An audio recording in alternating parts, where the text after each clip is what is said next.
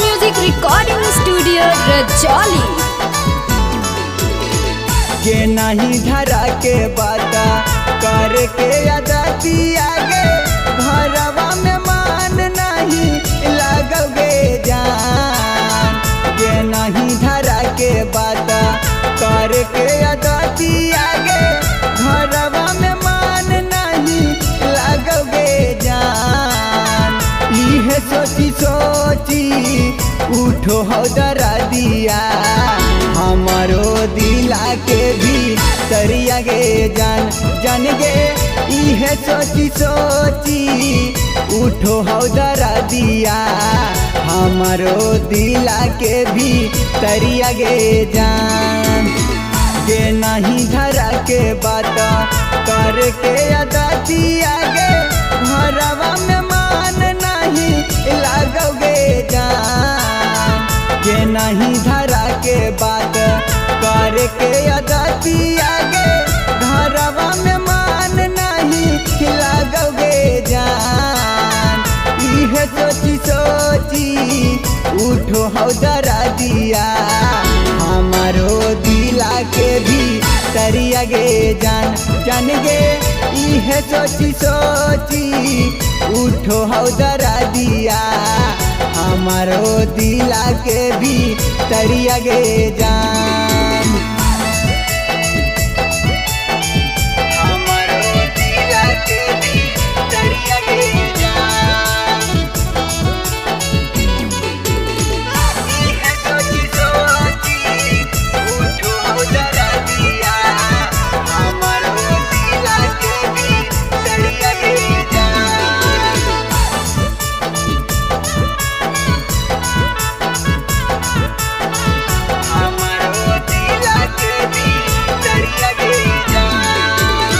एक के साथ पढ़ी लिखी कोचिंग स्कूलवा मिलल याद भूला गेले गे जान। एक के साथ पढ़ी लिखी कोचिंग स्कूलवा मिलल याद भूला गेले गे जान।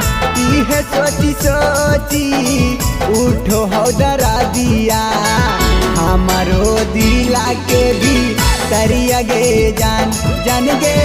इहे सोची सोची उठो हो डरा दिया हमारो दिला के भी तरिया गे जान।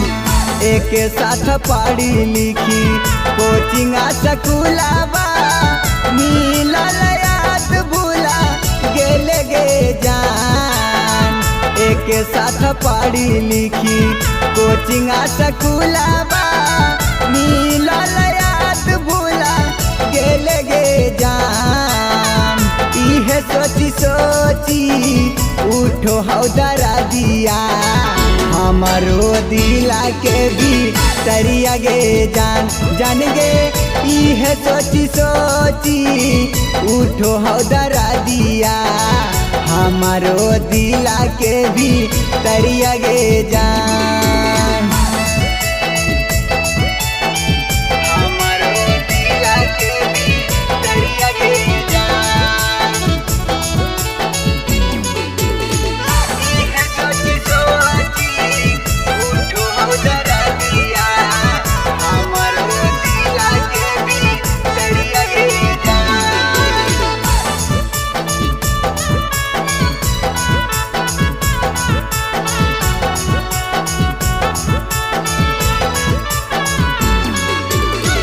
छोटू के दिलावा जानू दे नहीं तू तोड़िए गे पियावा के घर बाबा सैने गे जान।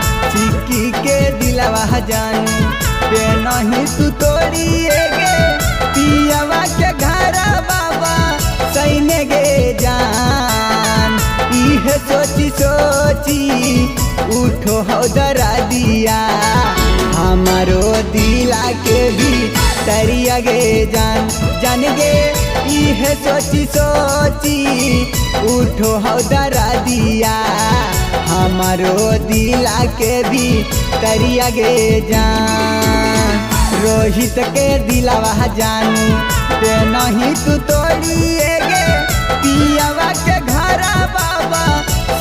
गे जान सोनू के दिलावा जानू दे नहीं तू तोड़िए गे पियावा के घरा बाबा सैने गे जान इहे सोची सोची उठो हो दरा दिया हमारो दिला के भी तरिया गे जान जान गे इहे सोची सोची उठो हो दरा दिया हमारो दिला के भी तरिया गे जान। DNS Music Recording Studio, Rajoli.